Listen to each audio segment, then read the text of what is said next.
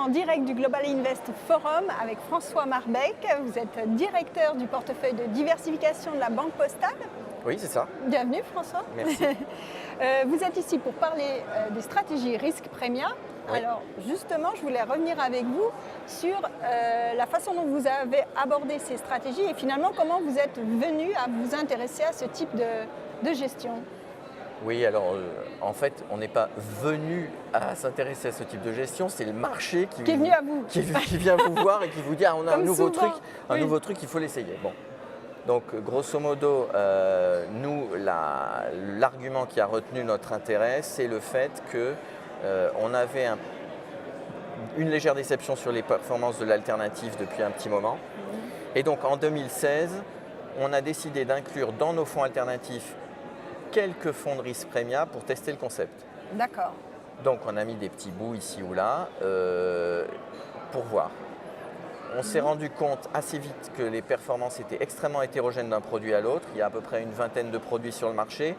Les ranges de performance, pour vous donner une idée, sur 2018, c'est entre plus 6 et moins 13. Donc, et on ne peut pas les comparer entre eux, alors j'imagine. Est-ce que chacun a son périmètre? Il y a une vingtaine de produits. C'est comme s'il y avait 20 gâteaux avec 20 recettes différentes. D'accord. Donc, certains mettent tel ou tel ingrédient, telle ou telle prime de risque.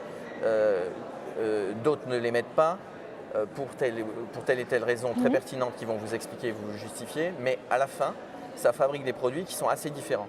Je donne juste un exemple. En février, il y a eu une hausse très forte de la volatilité qui a fait beaucoup de mal à pas mal de gens. Eh bien, il y avait un certain nombre de fonds de risque prémia qui étaient vendeurs de vol, d'autres qui n'avaient pas retenu cette prime de risque et qui donc ont traversé cette période sans problème. Et donc, d'une certaine manière, c'est un peu pour tout pareil, c'est-à-dire que selon les moteurs qu'ils retiennent ou qu'ils ne retiennent pas, ça fabrique un profil de performance très différent. Très différent, Voilà. oui. Alors, donc, la première étape, c'est on va essayer de prendre des gens sérieux et on va voir ce que ça donne. On a vu que c'était quand même pas forcément hyper convaincant. Donc, en 2018, on a décidé de faire une étude globale sur, disons, les comportements de performance, de drawdown, de rendement risque, etc. Et on a vu qu'il y avait 3 types de fonds. Des fonds, alors c'est souvent classé en fonction de leur volatilité cible, mais il y a en gros des fonds très défensifs, des fonds agressifs qui ont une volatilité de l'ordre de 7 et des fonds qui sont au milieu.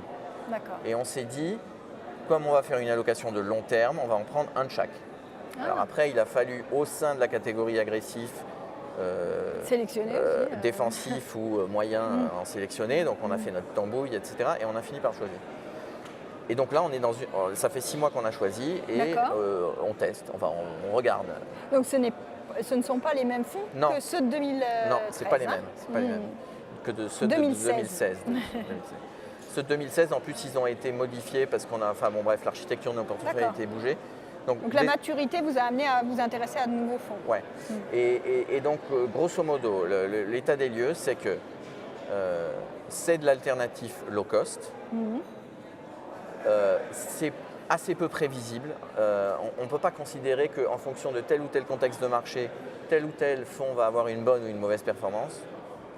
Mais on se dit que compte tenu de la longueur du track record, on n'a pris que des fonds qui avaient au moins 3 ans de track record, et disons de l'analyse statistique, qu'avec notre choix de 3 fonds, pour des montants qui restent somme toute limités, puisque ça représente 7% de notre poche alternative, donc ce n'est pas encore très gros. Et la poche alternative, c'est 250 millions. D'accord. Voilà. Donc, c'est toujours au banc d'essai, on va dire. D'accord. Voilà. D'accord. Mais en tout cas, ce que je peux exclure, c'est que ce soit le produit miracle. Par contre, ce que je pense profondément, c'est que les moyens scientifiques, humains, de contrôle, de process, etc. sont là. C'est-à-dire c'est sérieux. C'est sûr que c'est sérieux. Maintenant, est-ce que ça sera très performant sur le long terme? Et justement, quelle échéance vous fixiez? Alors nous, ça fait 6 mois qu'on a investi. En matière de risque prémia, l'idée de base, c'est de dire il y a des primes de risque dans le marché, donc il y a des paniers d'actifs qui sur la durée, bénéficient d'une prime, sauf que par définition, il faut les détenir longtemps. Donc, nous, on a commencé il y a 6 mois. Et longtemps sur le risque premium? Longtemps, enfin, je pense qu'au bout de 18 mois, 2 ans, on en aura le cœur net, quoi. D'accord. Eh ben, on se reverra à ce moment-là. Voilà, Je vous par propose. exemple. Voilà. Merci François Marbec. Je vous en prie. Voilà.